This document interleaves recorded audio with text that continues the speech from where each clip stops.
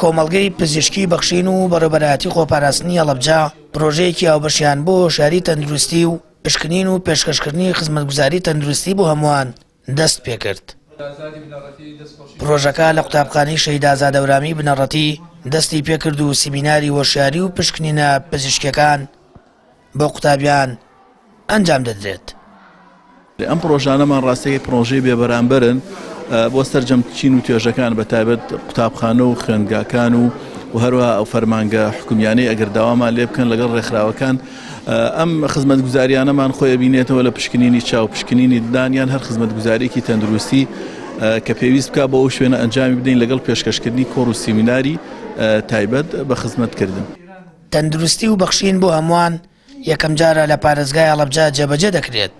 پرۆژەکە دەچێتە شوێنە گشتیەکان و بێبەرامبەر پشکنین بۆ توێژە جیاوازەکان دەکات.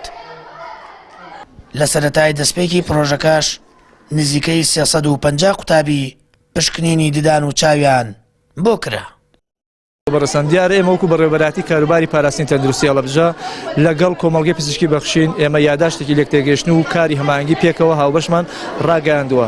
ئەمەش دەبێتە یەکەمین چالاکی هاوبەشی کە پێکەوە کردومانە قوتابخانەی شەهید ئازادی بنەڕەتیمان هەڵبژاردووە چونکە قوتابخانەیەکی بەڕاستی نمونەیە ئامانجمانە سەرجەم پەیامە هۆشیاریە تەندروستەکان بگاتە سەرجەم چین توێژەکانی کۆمەلگا و بەردەوامە بین پشت بەخوا. دەستخۆشی تەواومان بۆ بەڕێوەبەرەتی گشت تەندروستی هەڵەبجە لەگەڵ کۆمەڵگەی پزیشکی بەخشین هەیە. طبعاً الحەمدولله شارەکەمان کەسانی دڵسۆز و لێهاتووی زۆر تیا کەسانێکی تیا کە تا ئێستا خەمخۆری تەواوی سەرجەم کۆمەڵگەکان بە تایبەتی و قوتابیان و قوتابخانەکان دەستخۆشیم هەیە بۆیان هاوکارێکی باشمان بوون کۆمەڵگەی پزیشکی بەخشین بە تایبەت کە ساڵانە ئێمە ئۆفەریان هەیە بۆ قوتابخانەکەمان داشکاندنیان هەیە و لەگەڵ ئەوەشە ئەم چالاکی و پرۆژانە کە ئەکرێتەوەکەوەی کە پشکنینی چاو پشکنیدان بەبێ بەرامبەر بۆ قوتابیەکان ئەمە هاوکارێکی باشە هەم بۆ قوتابیەکانمان هەم بۆ خێزانەکانیان.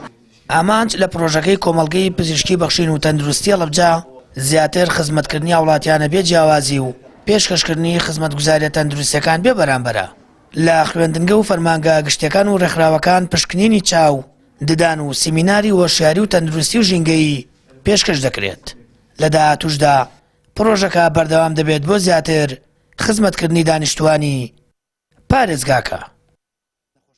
سامان فتاح کەناڵی ئاسمانی پەیام هەڵەبجە.